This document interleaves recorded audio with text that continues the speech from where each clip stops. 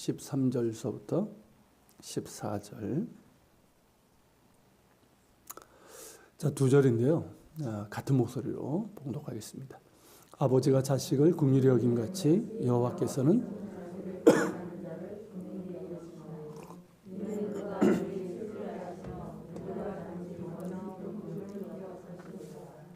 아멘. 예, 세계에는 많은 언어가 있는데 그 중에 공통어가 있습니다. 공용어가 아니라 공통어. 이 말은 세계 어디를 가든 다 알아듣고 또 비슷합니다.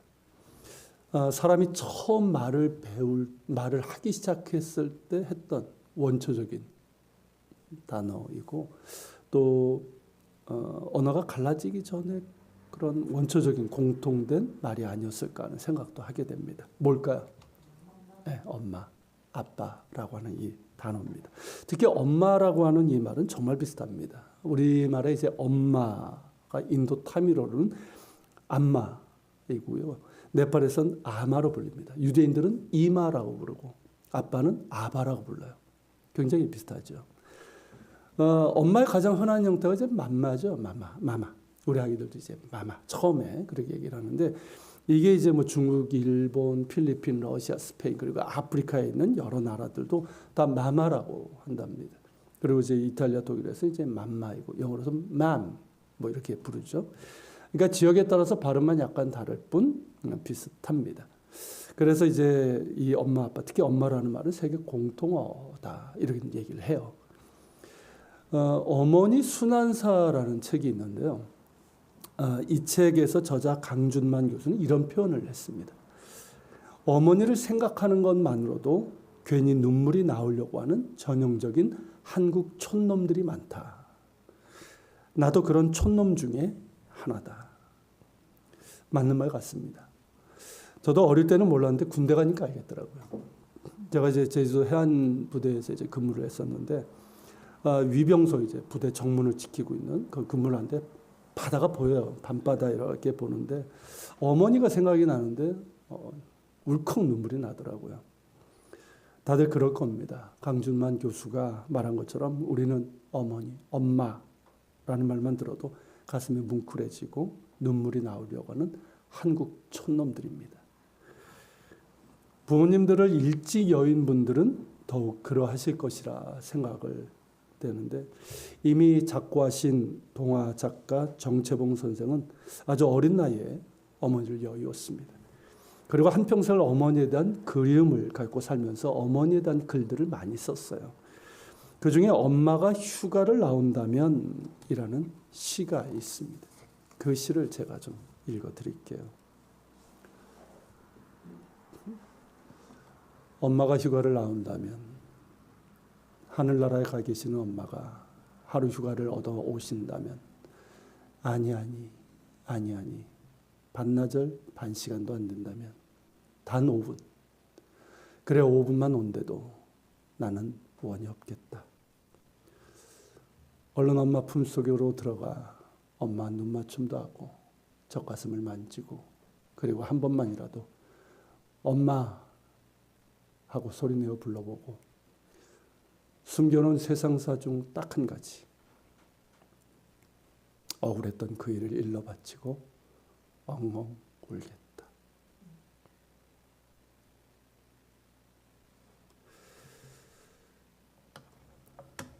참 많이 공감이 되는 그런 시죠. 정채봉 선생님처럼 부모님을 일찍 여인 분들의 경우는 어머니 혹은 아버지라고 하는 이 말이 더 많이 사무칠 겁니다. 살아 계셔도 이 시를 읽으면 우리의 마음이 그런데 말입니다. 저 역시 이제 어머니는 살아 계시지만 아버지께서 조금 일찍 그것도 너무 경황 없이 돌아가셔서 여전히 아버지 자리가 크게 느껴지고 아버지라는 말을 들을 때 감정은 다를 수밖에 없습니다. 고구려 때 박정승이라는 분과 관련된 이야기가 있는데요. 그때는 고려장이라는 풍습이 있었답니다. 이 고구려가 부여에 있었던 관습인데 악습이죠. 부모가 70이 되면 지게 지고 산속으로 들어가서 얼마가 먹을 음식과 함께 놔두고 오는 그런 풍습입니다. 그게 이제 뭐 거의 국법 비슷하게 그렇게 이제 행해지던 시대였는데, 이 박정승이라는 분 역시 고려장의 풍습에 따라 노모를 지게에 지고 산으로 올라갔습니다. 어머니를 내려놓고 이제 떠나면서 눈물로 마지막 절을 하고 내려가려는데 어머니가 그러시는 거예요. 얘야, 네가 내려갈 때 길 잃어버릴까 봐 나뭇가지를 꺾어서 표시를 해두었단다. 그 말 듣고, 그러니까 자신을 두고 가는 그런 상황 가운데서도 자식을 생각하는 어머니, 참아버리지 못하고 다시 노모를 모시고 내려와서 몰래 봉양을 했습니다. 아마 이 이야기는 들어보셨을 겁니다. 이어지는 또 하나의 이야기가 있더군요. 이 무렵에 중국에 이제 당나라 사신이 왔는데 똑같이 생긴 말 두 마리를 데리고 와서 어느 쪽이 어미고 어느 쪽이 새끼인지를 알아맞히라라는 문제를 내었답니다. 그러니까 그거를 이제 깔보려는, 궁지에물려는 그런 의도였던 것이죠. 그래서 이제 조정에서 이제 신하들이 의논을 해봤지만 묘안을 찾지 못했습니다. 이 문제를 가지고 이제 고민하고 있는 아들 박정승을 보고 어머니가 말했습니다. 말을 굶긴 다음에 여물을 주렴.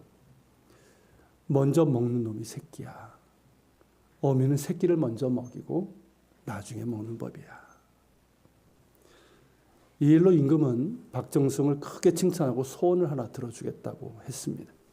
이에 박정승은 자신이 고려장의 풍습을 어기고 어머니를 몰래 모시고 있음을 말하면서 고려장을 폐할 것을 간청을 했습니다. 그래서 고려장이 폐지되었다고 합니다. 박정승의 어머니가 말한 것처럼 짐승도 새끼를 먼저 먹이고 어미가 나중에 먹는답니다. 우리의 부모는 더더욱 그러하겠죠. 그러니 자신을 버리고 가는 자식의 내려가는 길을 걱정하는 것이죠. 언젠가 들은 이야기인데 부모에게 자식은 빚쟁이고 손주는 연인이라고 합니다. 맞는 말이라 생각해서 제가 웃은 적이 있었는데, 정말 빚장인 것처럼 부모는 자식에게 을입니다. 자식은 갑이고요. 다 줍니다. 가끔은 화가 나고 속상해서 해주지 않을 것처럼 하다가도 결국에는 지고 맙니다. 자신 내어줍니다. 많은 것을 희생하고 많은 것을 참습니다. 자식은 이걸 모릅니다. 이걸 알면 정말 철든 것이죠. 부모가 그리했건만 자식은 부모가 못해준 것을 더 기억하고, 그게 뭐 우리들의 모습이죠, 사실은. 못해준 것을 더 기억하고 자기 홀로 큰 줄 압니다.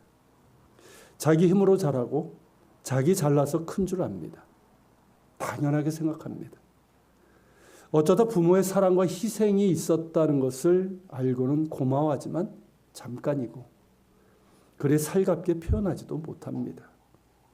특히 엄마에겐 그런 것이 아닌지 모르겠어요. 아빠는 좀 어려우니까. 근데 엄마에게는 그래도 되는 것처럼 그렇게 하는 것 같아요. 고맙다고 해야 되는데 그렇게 하지 못하고, 오히려 엄마라서 함부로 말하고 투정 부리고 승질 내기도 합니다. 그러면 안 되는 걸 알면서도 그리합니다. 그래서 자식이죠. 나이 들어 자신이 부모가 되면 그제서야 부모의 사랑, 부모의 희생이 무엇인지를 조금 알게 됩니다. 그래서 부모님의 은혜 보답하겠다고 하는데 그것도 잘 되질 않습니다. 부모님이 이미 늙으셨고 혹은 세상을 떠나셨습니다. 부모님의 은혜 보답한다고 해도 다 갚을 수도 없습니다. 사랑을 빚이라고 한다면 우리에게는 평생을 갚아도 갚을 수 없는 사랑의 빚이 두 가지가 있습니다. 그 첫째는 하나님의 사랑입니다. 예수님의 말씀 가운데 10,000달란트 빚진 자 이야기가 있습니다. 마태복음 18장에 나오는 이야기인데, 10,000달란트는 오늘날 화폐 단위로 계산을 하면 30조 원입니다. 하루 품삯으로 계산하면 164,383년, 제가 계산해 봤어요. 그렇게 일해야지만 갚을 수 있는 금액입니다. 그러니까 쉽게 얘기하면 도저히 갚을 수 없는 단위라는 거죠. 이 10,000달란트를 빚졌다는 얘기는 바로 우리 인간의 죄의 무게를 말합니다. 10,000달란트의 빚처럼 도저히 갚을 수 없는, 우리가 해결할 수 없는 어마어마한 빚을 하나님께 진 자들이 바로 우리입니다. 그런 우리에게 하나님께서 예수 그리스도를 믿는 조건으로 값없이 10,000달란트의 빚을 탕감해 주셨습니다. 그것이 용서이고 구원입니다. 이를 뒤집어서 말하면 우리는 10,000달란트의 빚을 하나님께 졌습니다. 사랑이 빚입니다. 이걸 은혜라고 합니다. 자격 없는 자를 사랑하시고 도저히 갚을 수 없는 죄의 무게를 없애주신 사랑입니다. 과거에는 죄의 무게였지만 이제는 하나님의 사랑의 무게입니다. 예전에는 갚을 수 없는 죄의 빚이었지만 이제는 갚을 수 없는 하나님의 사랑이고 은혜입니다. 이걸 깨닫는 것이 거듭남이고 믿음이에요. 이것을 알아가는 것이 바로 믿음이 성장한다라고 하는 거죠. 즉 호세아가 말한 것처럼 하나님을 아는 지식으로 성장하는 것이고, 바울이 말한 것처럼 그리스도의 사랑에 너비와 길이와 높이와 깊이를 알아가는 성장인 것이죠. 이 지식, 곧 하나님의 사랑을 아는 지식이 자라날수록 하나님의 사랑이 얼마나 크고 위대한지를 알게 되고 그 무엇으로도 갚을 수 없는 은혜임을 알게 됩니다. 그래서 우리는 이렇게 고백하게 되는 거죠. 같이 한번 읽어볼까요? 하늘을 두루마리 삼고 바다를 먹물 삼아도 한없는 하나님의 사랑 다 기록할 수 없겠네. 하나님의 크신 사랑 그 어찌 다 쓸까? 저 하늘 높이 쌓아도 채우지 못하리. 하나님의 크신 사랑은 측량 다 못하며 영원히 변치 않는 사랑 성도여 찬양하세요. 찬송가 304장 3절 가사입니다. 하나님의 사랑을 아는 사람들의 찬양이고 고백이죠. 저 역시 청년 때 예수님을 인격적으로 만나고 나서 하나님의 사랑이 그전서 교회는 다녔지만 정말 예수님을 인격적으로 만나고 나서 하나님의 사랑이 얼마나 크고 위대한지를 또 변함없으신지를 알고 이 찬양을 정말 감격하고 눈물 흘리면서 수없이 불렀던 그런 기억이 있습니다. 이 사랑을 아는 우리 모두가 될 수 있기를 바랍니다. 하나님을 아는 지식, 그리스도의 사랑을 아는 지식 가운데 성장하여 하나님의 사랑을 아는 가운데 찬양하고 예배할 수 있는 우리 모두가 되기를 바랍니다. 하나님의 사랑을 알면 우리 마음 가운데 감사, 기쁨이 넘치게 됩니다. 그래서 하나님의 사랑 가운데 깊이 거할수록 성경에서 말씀하시는 것처럼 우리는 항상 기뻐할 수 있고 범사에 감사할 수 있게 되는 거예요. 그 사랑이 우리를 기뻐하게 하고 우리를 감사하게 하시는 거예요. 하나님의 사랑을 알면 우리 가운데 하나님을 향한 깊은 신뢰가 생깁니다. 그저 신적 존재로 믿는 차원이 아니라 나를 사랑하사 독생자를 내어주신 그 사랑을 믿고 또한 영원히 변치 않는 그 사랑을 신뢰하는 믿음으로 자라나게 되는 거죠. 하나님의 사랑을 알면 우리 가운데 소망이 생깁니다. 사랑 가운데 주시는 소망이에요. 여러분, 사랑은 그런 거예요. 자식도 그렇지 않습니까? 자식이 절망하고 정말 그럴 때 부모가 사랑해주면 그 사랑을 느끼면 자식은 다시 힘을 얻어요. 그래서 사랑은 소망이에요. 하나님께서 이루어 가시고 또한 만들어 가실 일들에 대한 소망이고 비전입니다. 그래서 때때로 힘들고 어려울 때도 거듭되는 답답함 가운데서도 다시 힘을 얻어서 소망 가운데 인내할 수 있고 더 나아가 소망 가운데 즐거워할 수 있는 것이죠. 때때로 어려울 때가 있습니다. 그죠? 힘들 때가 있어요. 여러 상황이 나를 애워싸고 힘들게 할 때가 있습니다. 내 안에서도 계속 그런 부정적인 감정들이 생길 때도 있고요. 우울해질 때도 있고. 그런 상황을 보고 나 자신을 보면 더 힘들어지고 답답해집니다. 하지만 눈을 들어 하나님을 보면, 하나님의 사랑을 보면 여전히 나는 소망이 있습니다. 나는 여전히 사랑받는 존재이고 나를 향한 하나님의 사랑은 변함이 없기 때문입니다. 상황과 상관없이, 나의 감정과 상관없이 나는 여전히 사랑받는 존재이고 나를 향한 하나님의 사랑은 영원합니다. 지금 이 힘든 상황 가운데서도 일하시는 하나님이심을 믿습니다. 그러기에 이 모든 상황 가운데서도 이 모든 것들이 합력하게 하셔서 나를 만들어 가시고 우리를 만들어 가시고 또 길을 여시는 하나님 기도하게 되는 거죠. 하나님의 사랑만이 우리를 일으켜 세우고 바랄 수 없는 가운데서도 바라게 하십니다. 이 사랑만이 우리로 하여금 세상을 이길 수 있는 힘의 원천입니다. 하나님은 우리를 사랑하십니다. 그 사랑은 하늘을 두루마리 삼고 바다를 먹물 삼아도 다 기록할 수 없을 만큼 큽니다. 우리의 생각, 우리의 예상을 뛰어넘습니다. 도무지 헤아릴 수 없습니다. 누가복음 15장에서 예수님께서는 이러한 하나님 아버지의 사랑에 대해서 비유로 말씀하셨습니다. 집 나간 아들이 돌아왔습니다. 아버지가 멀쩡히 살아계신데 아버지 유산을 달라고. 요즘은 뭐 그런 일들이 많지만 예전에 상상도 못한 일이에요. 내 유산을 달라고 그렇게 받아서 집을 나간 아들입니다. 아버지 간섭받기 싫다고 멀리 가서 그걸 허랑방탕하게 쓰고 탕진한 아들입니다. 그래서 마침내 거지가 된 아들입니다. 그 아들이, 거지가 된 이 아들이 집으로 가야겠다 맘먹고 길을 돌이킵니다. 그러면서 생각하기를 집으로 돌아가면 나는 아들이 아니라 집의 종이 될 수밖에 없다. 그게 마땅하다. 집의 머슴으로 살 수밖에 없을 거라고 생각을 하고 그렇게 돌아왔습니다. 그런데 그날도 아버지는 여느 날처럼 마을 어귀까지 나와서 그 아들이 돌아오기만을 기다리고 있었습니다. 날마다 그렇게.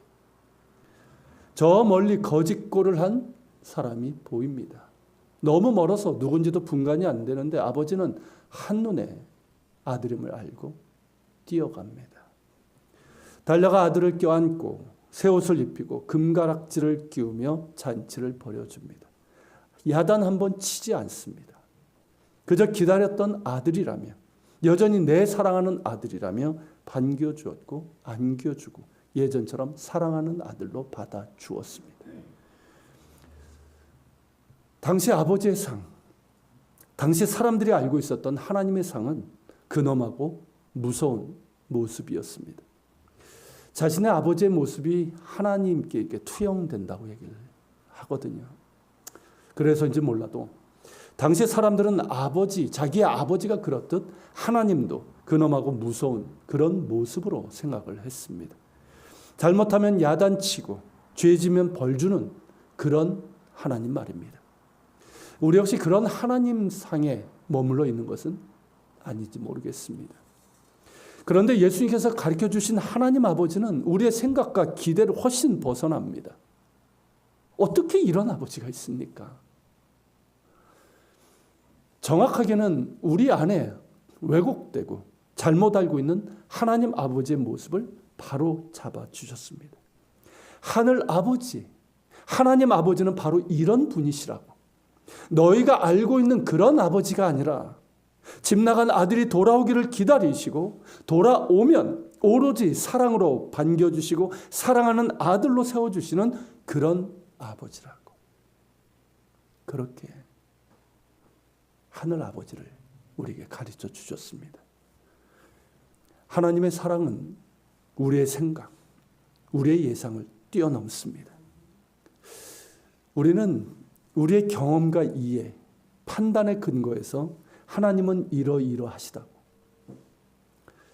하나님의 사랑은 이 정도일 거라고 계산을 하지만 그걸 여지없이 벗어나는 것이 하나님의 사랑입니다. 어찌 우리가 하나님의 사랑을 계산할 수 있겠습니까?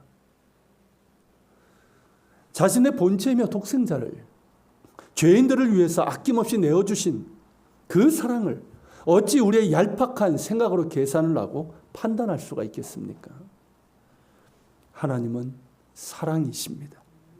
그 사랑으로 세상을 지으셨고 우리를 지으셨습니다. 그 사랑으로 하나님의 사랑을 배반하고 떠난 우리를 구원하셨습니다. 오늘 본문에서도 하나님의 사랑이 어떠한지를 말씀하고 있습니다.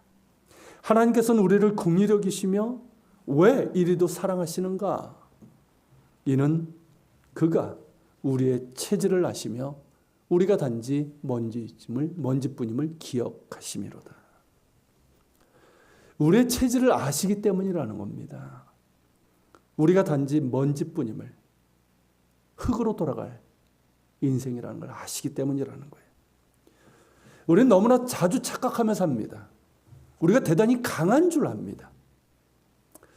우리의 몸도, 우리의 생명도, 우리의 수명도, 우리가 가진 것들도, 소유도, 부든 권력이든 대단히 강하고 영원할 줄 압니다. 우리의 마음도, 의지도, 감정도, 이성도 대단한 줄 압니다. 순식간에 무너지고 죽을 듯이 바뀌는 것이 우리이고 믿을 수 없는 것이 우리인데 말입니다. 사실 우리는 우리 자신을 잘 모릅니다. 모르니까 그리 착각하는 것이죠. 모르니까 자신도 다른 사람도 긍휼히 여길 줄 모르고 사랑하지 못하는 것이죠. 그러나 하나님은 우리의 체질을 아십니다. 우리를 지으신 하나님이시기에, 우리를 사랑하시는 아버지시기에 우리의 체질을 아시고 우리의 연약함을 아시고 그러기에 우리를 긍휼히 여기십니다. 그러기에 우리의 죄를 따라 처벌하지 아니하시고 우리의 죄악에 따라 우리에게 그대로 갚지 않으십니다. 그러기에 상황할 때도 꺾지 않으시고 꺼져가는 등불도 끄지 않으십니다. 우리의 부모님도 우리의 체질을 아십니다. 특히 어머니가 그러합니다. 물론 하나님만큼은 아니지만 10달 동안 배를 앓고 낳은 자식의 체질을 어찌 모르겠습니까? 진자리 마른 자리 갈아 뉘우며 키운 자식인데 어찌 그 체질을 모르겠습니까? 저희 어머니 역시 저의 체질을 잘 아셨습니다. 제가 아주 어렸을 때 기관지 호흡기가 굉장히 안 좋았습니다. 그래서 거친 숨을 헐떡이는 그 어린 걸 등에 업고 그때 교통편이 좋긴 했습니까? 그 버스를 여러 번 타가며 그렇게 병원에 가셨습니다. 저는 어려서 감기에 굉장히 자주 걸렸고 밤에 땀을 정말 너무 많이 흘려서 이불이 다 젖을 정도였어요. 그런 이제 저의 체질을 아셨기에 어머니 아버지는 늘 신경 쓰고 이것저것 알아봐 주시고 챙겨주시고 그래 하셨습니다. 그래서 이제 지금은 감기에 잘 걸리지 않습니다. 체질을 아신다는 것은 단지 안다는 것에 머물지 않고 알기에 긍휼히 여기고 알기에 사랑의 눈으로 바라보고 알기에 붙들어 주심을 뜻합니다. 단지 먼지뿐인 우리 스스로 강하고 영원한 것처럼 착각하지만 흙이요. 순식간에 흙으로 사라지고 말 허무한 인생이라는 것을 아시기에 하나님께서는 우리를 긍휼히 여기시고 사랑하십니다. 그 사랑이 바로 예수 그리스도십니다. 예수 그리스도를 구주로 믿는 자에게는 허무함을 가치 있게 하시고 먼지로 끝날 인생을 영원한 하나님 나라로 이끌어주는 하나님의 사랑이 있습니다. 하나님의 사랑 우리는 다 알지 못합니다. 저 역시 다 알지 못합니다. 그저 알아가고 있을 뿐입니다. 부모의 사랑조차도 제대로 알지 못하는 우리가 어찌 하나님의 사랑을 다 알 수 있겠습니까? 때로는 왜 나 같은 존재를 하나님이 사랑하시는지 그 이유를 알 수 없을 때도 있습니다. 도무지 자격도 없고 이유도 없기 때문입니다. 그러나 분명한 것은 나를 향한 하나님의 사랑은 엄청나게 크다는 것입니다. 변함이 없고 영원하다는 것입니다. 나는 그 사랑을 받고 있습니다. 나는 여전히 그 엄청난 사랑을 받고 있는 존재입니다. 나는 사랑받는 존재입니다. 이 사랑을 알고 나니 하나님을 위해서 살겠다고 하나님을 위해서 내 모든 것을 드리겠다고 다짐도 하고 나름대로 애도 쓰지만 어찌 그 사랑을 다 갚을 수가 있겠습니까? 우리가 무엇을 한들 이 사랑을 갚을 수 있겠으며 우리의 목숨을 다 바쳐도 이 사랑을 갚을 수 없습니다. 하나님의 사랑의 큰 빚을 진 자로 살다가 갈 것입니다. 하지만 이 세상을 떠날 때 내 마지막 호흡이 끝나는 그 순간에 이 말 한마디는 분명히 고백할 수 있습니다. 하나님 감사합니다. 예수님 사랑합니다. 내가 갚을 수 없는, 다 갚을 수 없는 사랑이 또 하나 있죠. 이미 앞에서도 좀 말했지만 부모님의 사랑이에요. 오늘 본문은 이렇게 시작합니다. 아버지가 자식을 긍휼히 여김같이 여호와께서 자기를 경외하는 자를 긍휼히 여기시나니. 하나님께서 나를 긍휼히 여기시고 사랑하시는데 누구처럼? 아버지처럼, 어머니처럼. 아버지, 어머니가 자식을 긍휼히 여김같이 자기를 경외하는 자를 긍휼히 여기신다고 하십니다. 10여 년 전에 그 구제역이라고 아시죠? 가축 전염병 2011년인가 그랬던 것 같아요. 그때 이제 구제역이 온 나라에 휩쓸면서 그 의심되는 소들 수백만 마리가 그러니까 살처분을 이제 당한 그때가 있었습니다. 그때 이제 뉴스 보도가 하나 났었어요. 강원도 횡성 뭐 소로 이제 유명한 곳이잖아요. 거기서 일어난 일인데 어느 축사에서 구제역 이 방제위원이 이 새끼를 낳은 어미소에게 안락사를 시켜주는 주사를 놓았습니다. 그 놀라운 일이 일어난 거예요. 대부분의 소들은 이 주사를 맞으면 빠르면 10초, 아무리 늦어도 1분을 견디지 못하고 쓰러진다고 합니다. 그런데 주사를 놨는데 새끼가 젖을 먹겠다고 온 거예요.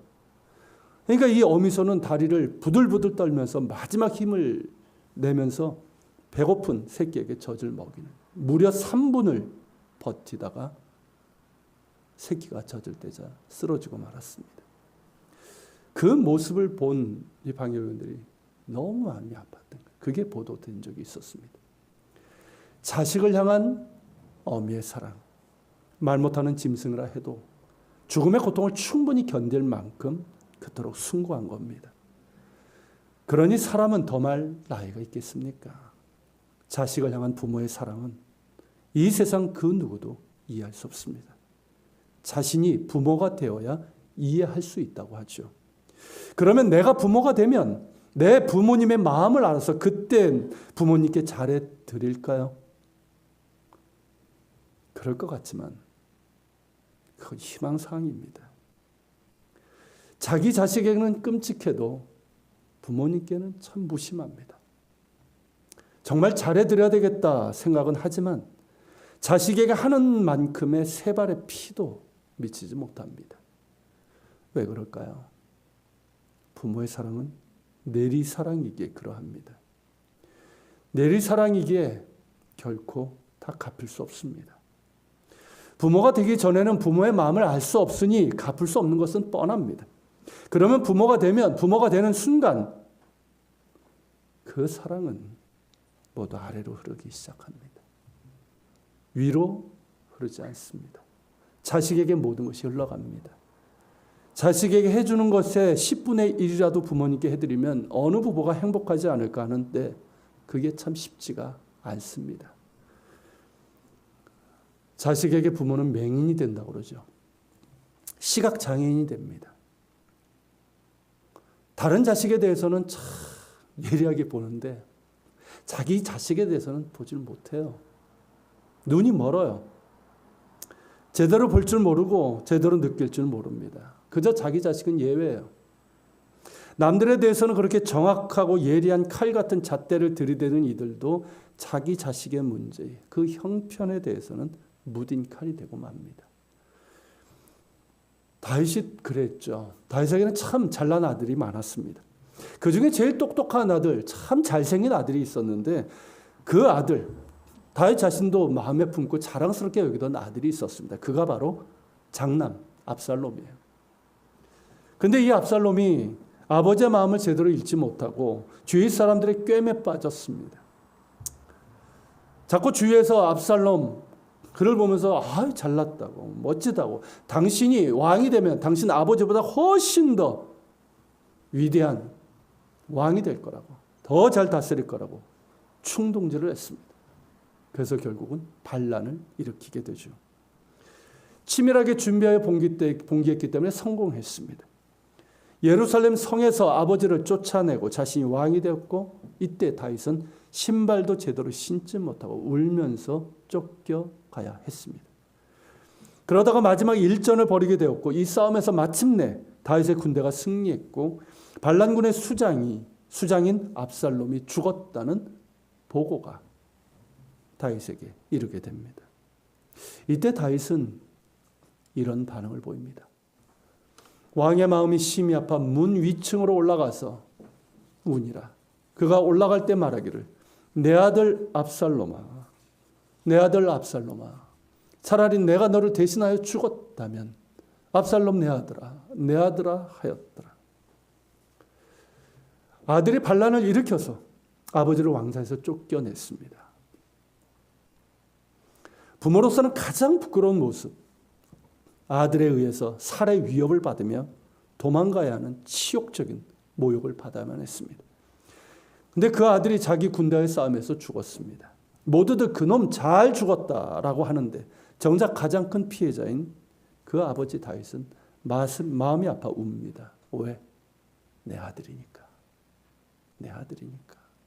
나를 죽이려 했어도 내 아들이니까. 부모의 자식 사랑은 내리사랑이라고 합니다. 그게 이제 뭔지 무슨 뜻인지 저도 좀 알 것 같아요. 그것이 때로는 집착이 되기도 하고 때로는 그릇된 사랑이나 비판을 받기는 해도 부모는 그렇게 내리사랑, 눈먼 사랑을 합니다. 요즘 젊은 세대들을 보면 결혼도 늦거니와 결혼해도 자식을 안 낳겠다고 하는 사람들이 많습니다. 그 이유 보니까 자식 키우는데 들어가는 세월과 비용이 너무 크고 아깝다는 거예요. 어떤 여대생은 애를 낳으면 잠을 못 자서 싫다고 그래서 안 낳을 거라고 이런 얘기까지 하는 걸 제가 들어봤는데 자, 아이를 키우느라고 희생하던 시간과 비용, 희생 엄청나죠 사실은. 그걸 감안하면 그냥 개나 고양이 같이 한 마리 키우는 게 훨씬 더 경제적이고 정신적으로도 좋다는 겁니다. 그러니 무자식이 상팔자라는 이야기겠죠. 인간의 가치를, 자녀를 키우는 그 가치를 개나 고양이로 대체할 수 있을까요? 우리 부모님들은 그러지 않았습니다. 우리는 그런 계산에 의해서 태어난 것이 아니고 또한 성장한 것이 아닙니다. 여기에 있는 모든 분들이 그러합니다. 그런 계산을 하고 우리가 이 땅에 태어난 게 아니에요. 우리 부모님들은 지금보다 훨씬 더 가난하고 열악한 환경에서도 우리를 키워 이렇게 훌륭하게 성장시켰습니다. 우리가 큰 것은 돈이 아닙니다. 우리가 이렇게 생존하는 것은 부모님의 헤아릴 수 없는 큰 사랑일 뿐입니다. 자식은 돈으로 크는 게 아닙니다. 돈으로 키우는 게 아니에요. 사랑으로 크는 겁니다. 사랑으로 키우는 거예요. 이 사랑이 정말 큰 사랑입니다. 그러기에 우리는 어머니라는 말만 들어도 눈시울이 뜨거워지고 아버지라는 말만 들어도 마음이 깊이 뭉클해지는 겁니다. 사랑하는 여러분, 우리에게는 다 갚을 수 없는 사랑의 대상 둘이 있습니다. 하나님과 부모님이에요. 하나님 잘 섬깁시다. 그리고 부모님도 잘 공경합시다. 우리를 사랑하신 하늘 아버지께서는 우리가 부모님을 잘 공경하기를 원하십니다. 이렇게 말씀하셨죠. 같이 읽어볼까요? 자녀들아 주 안에서 너희 부모에게 순종하라. 이것이 옳으니라. 내 아버지 어머니를 공경하라. 이것은 약속 있는 첫 계명이니 이로써 내가 잘되고 땅에서 장수하리라. 유대인 랍비들의 문헌에 보면 이런 말이 있어요. 하나님은 보이지 않는 하나님이시다. 그래서 눈에 보이는 부모를 대신 주셨다. 이 말의 의미가 어떤 의미인지 아실 겁니다. 하나님은 우리가 하나님을 사랑하듯 부모님께도 잘 공경하고 순종하길 원하십니다. 비록 다 갚을 수 없는 은혜이고 평생 갚아도 갚을 수 없는 사랑이지만 힘을 다해서 하나님의 은혜와 사랑에 그리고 부모님의 사랑에 보답하는 인생을 살아갑시다. 거기에 축복의 약속이 있습니다. 같이 기도합시다. 오늘 말씀을 기억하면서 기도합시다. 하나님, 우리가 은혜를 알고 사랑을 아는 자들이 되게 하옵소서. 하나님의 사랑, 우리의 예상, 얄팍한 생각과 계산을 뛰어넘는 그 사랑, 그 무엇으로도 계산할 수 없는 그 사랑, 갚을 수 없는 하나님의 사랑을 우리가 더 알게 하시고 그 사랑을 아는 지식 가운데 성장하게 하여 주옵소서. 그래서 하나님을 잘 섬기고 경배하고 또 순종하며 섬기는 자들 되게 하여 주시고 또 우리에게 주신 부모님, 그 부모님의 사랑, 희생 우리가 또 기억하며 주님께서 우리에게 말씀하신 것처럼 순종하고 공경할 수 있는 저희들 되게 하여 주시옵소서. 우리 같이 기도하며 주님 앞에 나갑시다.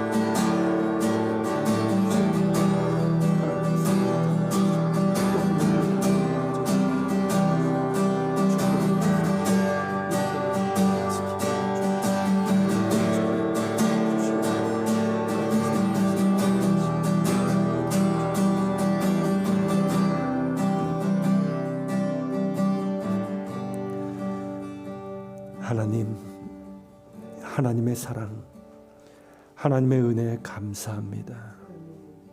또 우리에게 부모님을 허락하시고 우리 부모님의 희생과 그 수고와 사랑에도 감사를 드립니다. 비록 다 갚을 수 없는 은혜이고 평생을 갚아도 다 갚을 수 없는 사랑이지만 마음을 다하고 힘을 다해 하나님의 은혜와 사랑을 그리고 부모님의 사랑에 보답하는 인생 살아가게 하여 주옵소서. 특별히 어버이의 날, 어버이 주일, 우리 아버지 어머니를 기억하며 잘 공경하는 가운데 주께서 약속하신 그 축복을 누리는 저희들 되게 하여 주시옵소서. 또한 주님 앞에 예물을 드립니다. 10의 1조를 드리고 감사의 예물, 주일의 예물, 선교 예물을 드립니다. 이 예물에 담겨져 있는 우리의 마음과 또 간구를 헤아려 주시옵소서. 이것이 쓰여지는 곳마다 주의 영광이 나타나게 하여 주옵소서. 이제는 우리 주 예수 그리스도의 은혜와 아버지 하나님의 그 크신 사랑과 성령님의 감화감동, 교통 역사하심이